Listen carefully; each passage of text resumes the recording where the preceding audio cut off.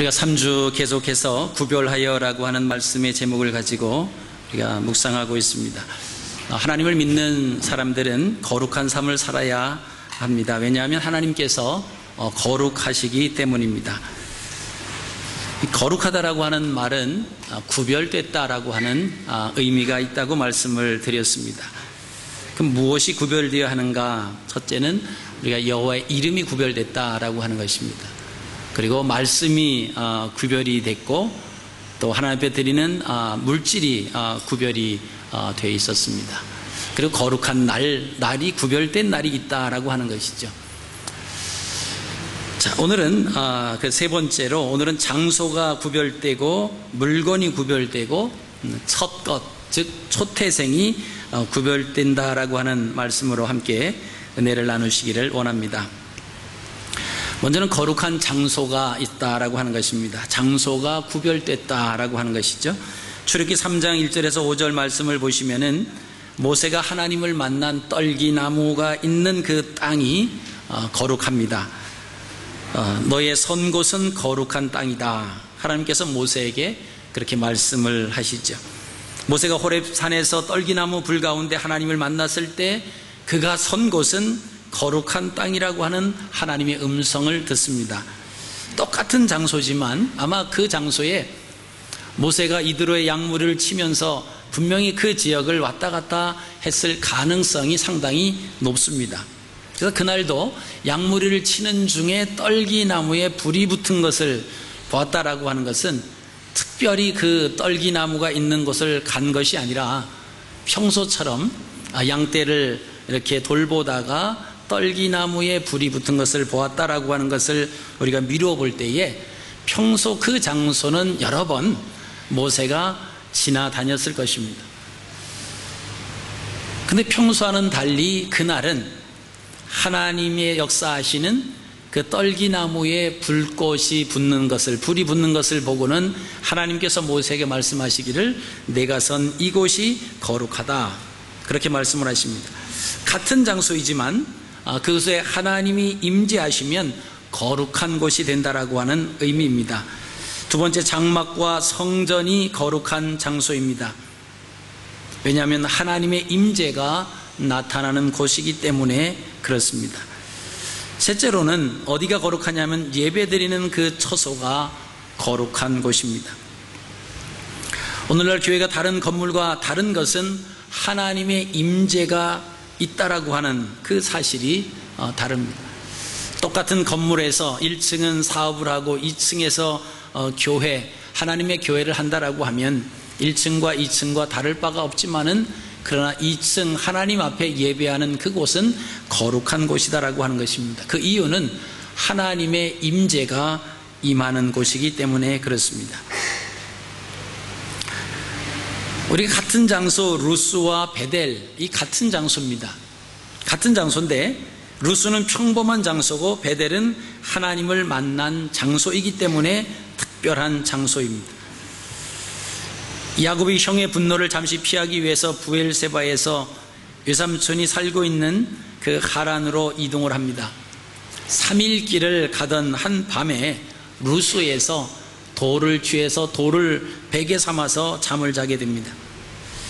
그 밤의 꿈속에서 사닥다리를 봅니다. 이 사닥다리가 땅과 하늘을 이어 놓았고 그 다음에 하나님의 사자가 그 사닥다리를 오르락 내리락 하는 그 모습을 봅니다. 그리고 그 사닥다리 꼭대기에는 하나님께서 서 계신 그것을 봅니다. 그래서 그것을 하나님의 전이요 하나님의 문이라고 고백을 합니다. 그곳에서 하나님의 말씀이 선포되고 기도가 상달되는 곳이라고 하는 그런 생각, 그래서 하나님의 집이다라고 하는 이름을 루스에서 베델, 하나님의 집이다고 이름을 붙여서 불려지게 된 것을 우리가 보시게 됩니다. 거룩한 장소가 구별됐다라고 하는 것이고, 큰 두 번째로 물건이 구별됐다라고 하는 것입니다. 세상에 있는 물건이 다 똑같은 물건인 것 같지만 그 물건이 구별되어서 하나님 앞에 드려졌다라고 하면 그것은 거룩한 물건, 즉 성물이 된다라고 하는 말씀입니다. 출애굽기 28장 2절 말씀 보시면은 내 형 아론을 위하여 거룩한 옷을 지어 영화롭고 아름답게 할지니, 제사장이 입는 옷이 거룩한 것은 특별한 목적을 가지고 구별되었기 때문에 그렇습니다. 출애굽기 28장 38절 말씀에도 이 패가 아론의 이마에 있어서 그로 이스라엘 자손의 거룩하게 드리는 성물의 죄권을 담당하게 하라.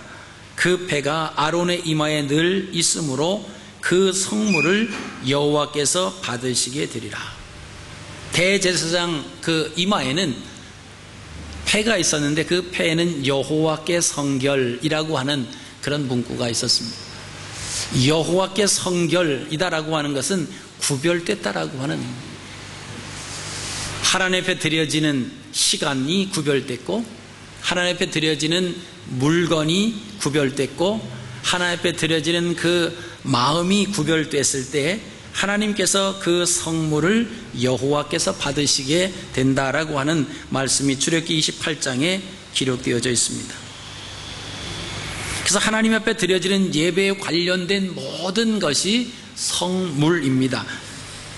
왜냐하면 하나님 앞에 바쳐진 물건이기 때문에 그렇습니다. 그렇기 때문에 교회 안에 있는 물건을 어떤 것이라도 개인의 용도를 위해서 집으로 가져가면은 안 된다라고 하는 것입니다. 그럼 우리는 너무나도 쉽게 개인적인 용도로 교회의 물건을 가져다가 사용하고 하는 그런 모습들이 있습니다. 근데 이미 그 물건은 똑같은 물건이지만 하나님의 성소에 드려졌다라고 하는 것은 구별됐다라고 하는 것입니다. 그러면 거룩한 성물이 됐다라고 하는 것입니다. 그것을 가지고 개인적인 용도로 사용을 하면은 안 된다라고 하는 것입니다. 그러다 보니까 우리가 구별이 잘 안 되죠. 교회인지 세상인지 가정인지 구별을 하지 못합니다. 그러니까 교회에서 하나님을 만나는 거룩한 장소임에도 그 구별이 안 되니까 교회에서도 하나님의 자녀로 어떻게 살아가고 어떻게 행동해야 되는지조차도 우리가 모를 경우가 많이 있다라고 하는 것입니다. 자, 세 번째는 거룩한 초태생. 다시 말씀드리면 처음 난 것, 처음에 수확한 것, 이것이 구별됐다라고 하는 말씀이 있습니다. 출애굽기 13장 2절 말씀을 보시면 이스라엘 자손 중에서 사람이나 짐승이나 물론하고 초태생은 다 거룩히 구별하여 내게 돌리라. 이는 내 것이니라 하시니라.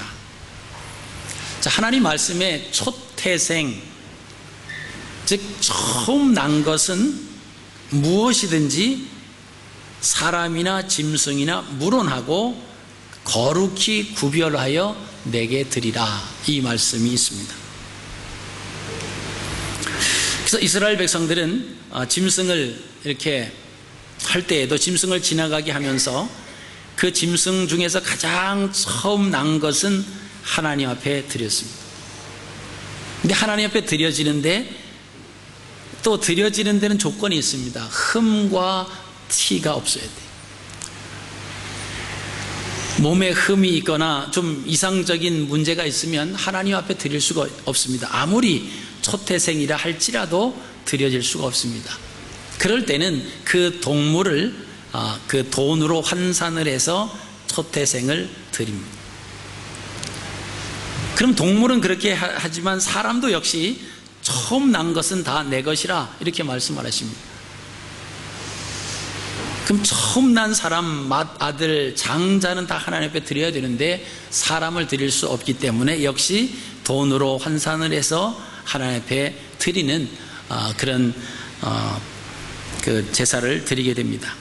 그럼 하나님께서 왜 초태생을 다 내 것이라고 말씀하시는 그 근거가 어디 있느냐라고 하면 이스라엘 백성들에게는 잊지 못할 사건이 애굽에서 출애굽할 때의 그 사건입니다. 요셉과 더불어서 야곱이 그의 자녀들과 애굽으로 내려갔을 때는 70여 명이 애굽으로 내려갑니다. 그리고 고센 땅 라암셋에서 자리를 잡고 거기에서 살아가게 됩니다. 그 당시에 애굽 사람들, 왕으로부터 모든 신하들과 애굽 사람들이 바라보는 히브리 사람들, 즉 야곱의 가족들에 대해서는 상당히 환대적이었습니다. 만약에 야곱의 아들 요셉이 없었다라고 하면 애굽은 큰 흉년에서 벗어날 수 없었던, 근데 그 흉년으로부터 나라를 구하고 나라를 부강하게 만드는 그 일을 감당하고 지혜를 낸 사람이 누구냐 하면 바로 요셉. 근데 그 요셉은 하나님을 믿는 사람이다라고 하는 거예요. 그래서 그의 형제들을 내려오게 하고 그 물이 좋고 초목이 좋은 그 람셋, 그 고센 땅에 머물게 하게 합니다. 세월이 지납니다. 그래서 더 이상 요셉을 알지 못하는 왕이 탄생하게 됩니다. 그러니까 세월이 많이 지났다라고 하는 의미입니다.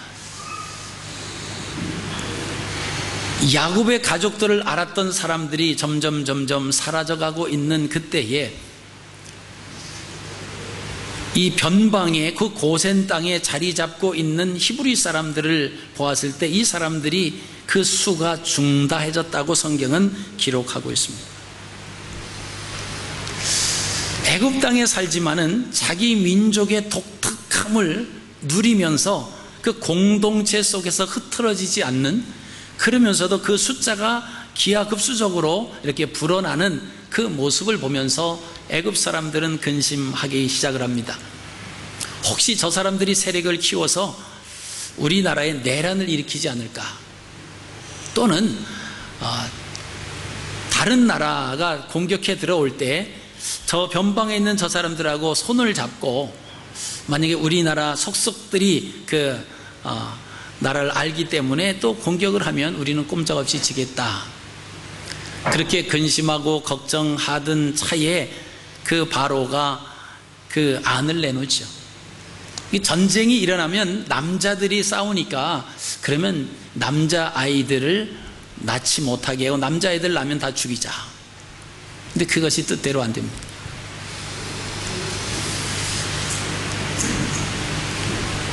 그랬더니 이스라엘 백성들에게 고역을 시키기를 시작합니다. 농사짓기, 흙 이기기, 벽돌 굽기, 아주 노예처럼, 그러면서 그들을 학대하기 시작을 합니다. 그때 이스라엘 백성들이 그 땅에서 하나님 앞에 부르짖었다고 성경은 기록하고 있습니다. 그들의 부르짖음이 하늘에 닿았다고 말씀을 합니다. 그래서 하나님께서 모세를 통해서 이스라엘 백성들을 이끌어내시기 위한 준비를 하십니다. 그래서 모세가 하나님의 말씀을 호렙산에서 듣고는 사명자로 이제 애굽을 가서 이야기를 합니다. 그런데 바로가 이스라엘 백성들을 내보내려고 하지 않습니다. 왜냐하면 그 엄청난 그 노동력, 그리고 그 사람들이 한꺼번에 빠져나간다고 했을 때 애굽의 경제와 또 어떤 그 일꾼의 문제, 여러 가지가 문제가 큰 겁니다. 한쪽 편에서는 뜨거운 감자였는데 이 사람들을 다 내보내자라고 생각을 하니까 또 거기에 따르는 여러 가지 마이너스 되는 문제들이 있었습니다. 그래서 첫 번째 재앙, 두 번째 재앙, 9번째 재앙까지 이르는데 결국은 자꾸 마음이 바뀌지. 내보낸다, 나가라 그랬다가 다시 아니다고 번복을 하고, 근데 하나님께서 그 애굽에 내리신 그 10가지 재앙 중에서 10번째 재앙이 뭐냐 하면 바로 장자의 죽음입니다. 그 애굽에 있는 모든 사람으로부터 시작해서 동물에 이르기까지 초태생, 장자, 가장 처음 난 것은 한밤에 다 죽습니다. 근데 고센 땅에는 장자의 죽음이 일어나지 않았어요. 죽음의 사자가 애굽 땅에 전역으로 덮어서 그 가정마다 들어가서 처음 난 초태생과 장자를 다 죽어 나가는 그런 그날 밤에 하나님의 사자가 이스라엘 백성들이 거하는 그 고센 땅에는 이미 양을 잡아서 양의 피로 문설주 좌우 임방에 발라놨습니다. 그리고 그 피를 보고 넘어갔다. 그래서 유월했다. 그래서 유월절이다라고 하는 절기를 지킵니다. 바로 하나님께서 그때 이스라엘 백성들에게 처음 난 것은 다 내 것이다 라고 말씀을 하셨을 때 이스라엘 백성들은 그 말씀이 무슨 의미인지를 피부로 와서 닿습니다. 왜냐하면 그 경험을 했기 때문에 그날 밤에 사실은 자기들도 애굽에 있었을 때 자기들이 낳은 장자와 동물의 초태생들이 다 죽어 나가 자빠져야 했음에도 불구하고 하나님께서 보호해 주셨다라고 하는 겁니다. 그래서 하나님께서 처음 난 것은 내 것이다, 그 말씀하시는 그 의미가 무엇인지 그들은 깨달았습니다. 그리고 첫 것을 드려라 라고 하는 그 말씀의 의미는 첫 장자를 죽이고 첫 초태생을 죽일 수 있는 하나님은 그 이후에 딸려있는 차자나 삼자나 두 번째 난 세 번째 난 그런 모든 동물들도 다 하나님의 주권 속에 있다라고 하는 의미가 거기에 포함이 되어 있는 것입니다. 그래서 하나님께서는 초태생, 무엇이든 처음 난 것은 다 하나님의 것이다.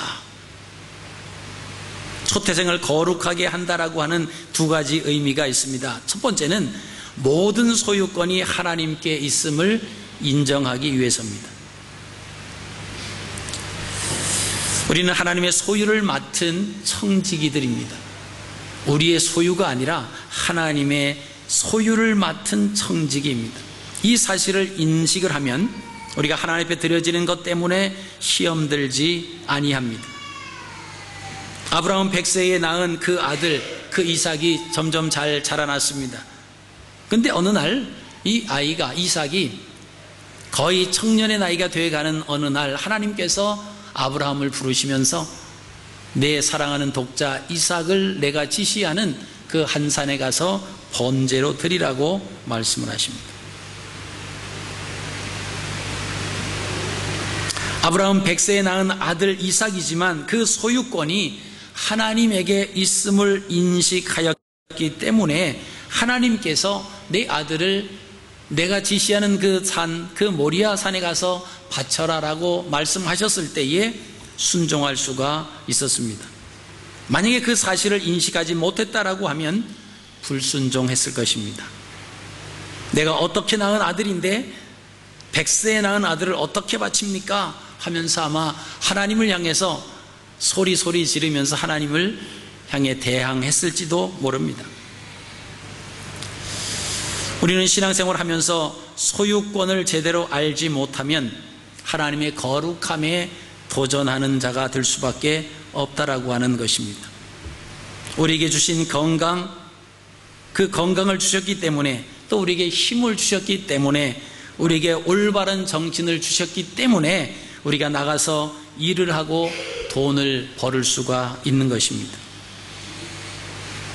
근데 그 사실을 우리가 모른다라고 하면 내가 한 거예요. 주인공은 나라고 하는 사람이 주인공이 되고 주어가 됩니다. 내가 이렇게 했고 내가 이렇게 했고 내가 공을 세웠고, 그것은 하나님 앞에서 교만한 모습이다라고 하는 것입니다.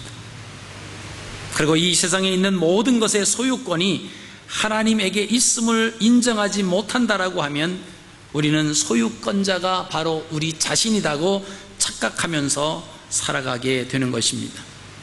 그래서 하나님은 초태생을 하나님 앞에 드리라라고 하는 것은 모든 소유권이 하나님께 있음을 인식하기 위해서입니다. 두 번째, 그 초태생을 구별하여 드리라고 하는 의미는 감사의 의미가 있습니다. 우리 감사라고 하는 단어는 생각이라고 하는 단어에서 유래가 됐습니다. 하나님께서는 이스라엘 백성들을 향해서 하시는 말씀이 있어요. 너희가 애굽에서 종살이 하던 때를 생각해 보라. 그 종살이 했을 때의 그 자기들의 상황을 생각해 보면 자연적으로 그 다음에 나오는 것은 감사다라고 하는 것입니다. 그 자리에 그대로 있었더라면 자기들의 삶이 어떻게 됐겠습니까? 근데 그 자리에 그대로 머물러 있지 아니하고 하나님께서 종살이하던 그 애굽에서 빼내서 젖과 꿀이 흐르는 가나안 땅으로 인도하셨던 그 하나님을 생각해 보면 감사할 수밖에 없다라고 하는 것입니다. 자유도 없고 자기 소유도 없고 소망도 없는 그들을 구별하여 하나님의 자녀 삼아 주신 것, 그것을 생각해 봐라라고 하는 것입니다. 이제는 종처럼 사는 삶이 아니라 하나님 자녀답게 구별된, 거룩한, 성결된 삶을 살아야 하는 것이 당연한 일이다라고 하는 것입니다. 그래서 초태생을 다 거룩히 구별하여 내게 돌리라 라고 하는 그 말씀은 거룩한 하나님께서 매우 중요하게, 소중하게 그 부분을 생각하고 계신다라고 하는 것입니다. 만약에 우리는 대수롭게 생각하지 않고 있다라고 하면 그 뒤에는 하나님의 징계가 따라온다라고 하는 것을 우리가 성경을 통해서 보시게 됩니다. 그래서 거룩은 하나님의 임재와 연관이 되어 있습니다. 하나님이 함께 하시는 곳은 거룩한 곳이, 하나님이 함께 하시는 곳은 특별한 구별된 것이다 라고 하는 것입니다. 그렇기 때문에 우리를 가리켜서 성도다, 거룩한 무리다라고 일컬은 것은 우리 안에 성령의 내주가 계신 그리스도인이기 때문에 구별된 삶이다 라고 하는 표현입니다. 바울이 고린도 교회 성도들을 향해서 고린도전서 1장 2절에 예수 안에서 거룩하여지고 라고 하는 그런 표현을 쓴 것을 우리가 보시게 됩니다. 예수 안에 있다라고 하는 그 자체가 구별됐다라고 하는 거예요. 그래서 그것은 거룩해졌다, 성별되었다, 성결된 삶이다 라고 하는 표현하고 동일합니다. 예수 안에 있다가 다른데 예수 그리스도의 말씀 안에서 머물지 아니하고 벗어난다라고 하면 그때는 하나님의 거룩이라고 하는 표현을 쓰지를 않습니다. 그 가운데는 그렇게 되면은 하나님의 징계가 임하게 되는 것입니다.